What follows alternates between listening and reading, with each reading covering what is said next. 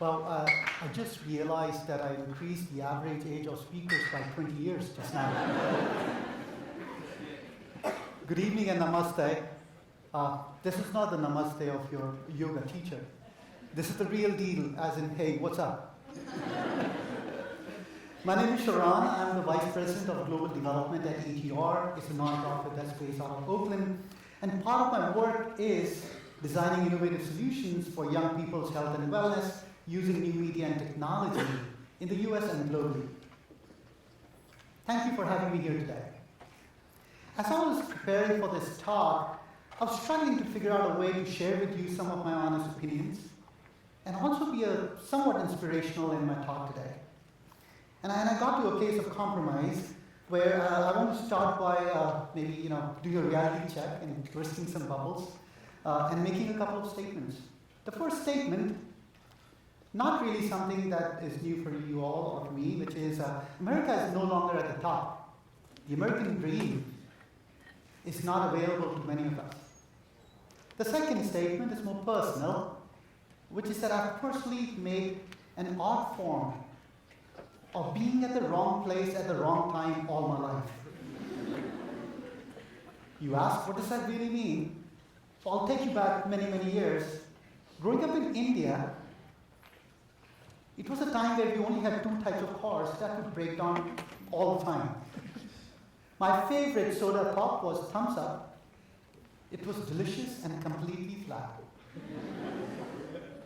The benchmark of quality was anything that had a stamp of made in America on it. Also, at the time, if you were remotely good at studies, you either became a doctor or an engineer. And I was remotely good at studies, so I ended up becoming a doctor at the wise old age of 25. All my education had been in English. I was practicing Western medicine, and it seemed like all the opportunities and all the innovation was happening in the western side of the world. So in the late 90s, when I got the opportunity, I came to the US to study global health. And while I was here, I was working with the Navajo community, doing a pneumococcal vaccine trial, and I truly believed that I was doing global work. Imagine that I was in the US doing global work. It was also around that time that this thing called the internet was becoming quite popular and common, more so in the developed countries than in other parts of the world.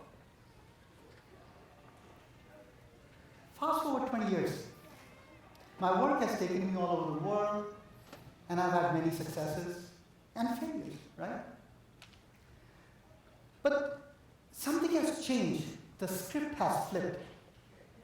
I look at India, which is now one of the most fastest emerging economies in the world, and also the hotbed of innovation. Whereas here at home in the US, we are facing many foundational challenges.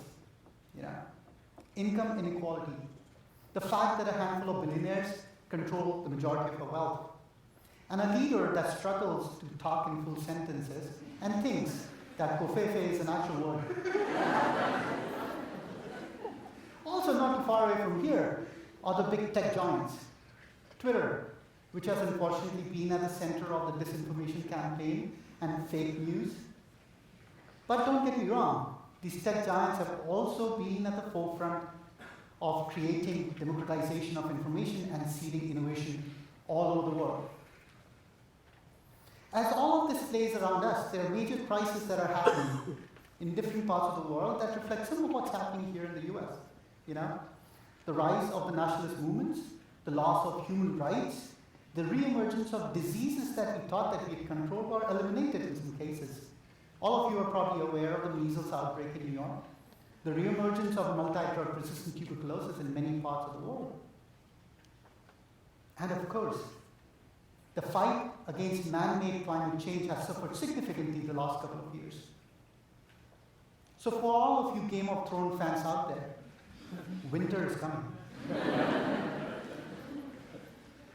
Now that I've appropriately scared you, and before you jump off and go buy that one-way ticket out of here, hold on, I also do have some good news. I started by saying that I've always been good at something, which was being at the wrong place at the wrong time. I was in India when the tech innovations were happening here in the US, And now I'm here where a lot of tech innovation is happening in other parts of the world. There's a huge tech industry in India right now.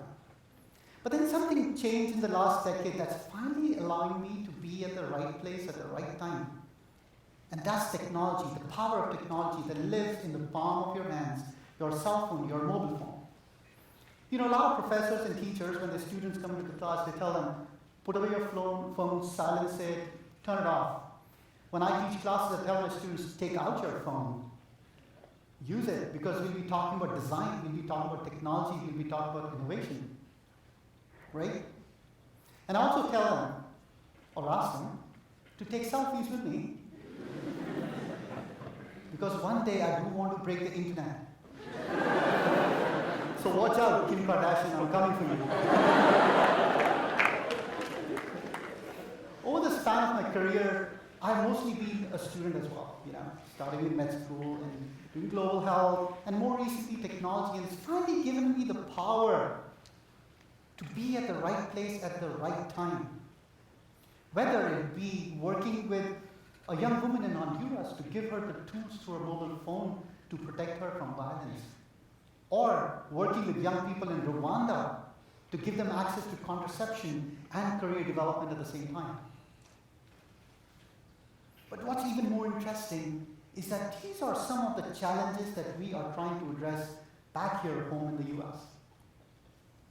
Developing an app to prevent sexual assault on college campuses, using text messaging to prevent teen dating violence in Oakland, working in the Central Valley in Fresno with high school students to educate them on healthy relationships and also link them to employment. I'm learning from what's happening in other parts of the world, and we're trying to apply that here. And that's new, it's different, because for the longest time, this flow has been one way. All the evidence, all the best practices was generated here at home and then taken to other countries and adapted and tailored. But now we're learning from other countries and applying those lessons here. When we started working in Rwanda with young people, we wanted to educate them on contraception, right? And we were talking to them, and they were very clear in telling us that, well, contraceptive is fine, but what we are most concerned about is where our next meal is going to come from. How can I become financially independent? How can I support my brothers, sisters, family? So we couldn't talk about contraception without really integrating career development. That's what we did. And we used that learning and that strategy to work with high school students in Fresno County, where we are educating them on healthy relationships, but also linking them to jobs and internships. And what has changed? What has allowed us to do that? Well, first of all, adversity and resource constraints have allowed other countries to use technology more creatively than we have. The other thing is the web and social media that has allowed young people to be tuned into and hooked up with youth culture around the world. A couple of months ago, I was in New Delhi having coffee with my nephew in a cafe, and I looked at him and I saw he had a beard. He was wearing slightly tight pants, slightly short, drinking oat milk macchiato, and we were discussing kombuchas. And I had this realization, I said, oh my God, you are a hipster from the Bay Area. I could have teleported him from New Delhi to downtown Oakland and he would have fit right in. As we look around to everyday media, we see, and it seems like that the world is on fire, and again it feels like we might be at the wrong place at the wrong time.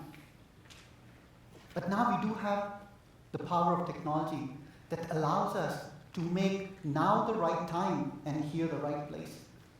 Technology allows us to decenter. Virtual reality allows us to experience the lives of somebody on the other side of the world and build empathy. Then use that as a creative power to define solutions, design solutions. That could one day mean the difference between life and death for a young girl in Tanzania or Honduras. But that same solution could also be applied to improve the health of a young person here in Santa Clara County. Empathy has the power to create technology for good, both locally and globally. So I'll leave you with a couple of points. One, adversity is a major stimulant for creation, for creativity. And we see that all around us these days. Make use of that. be creative, use this opportunity.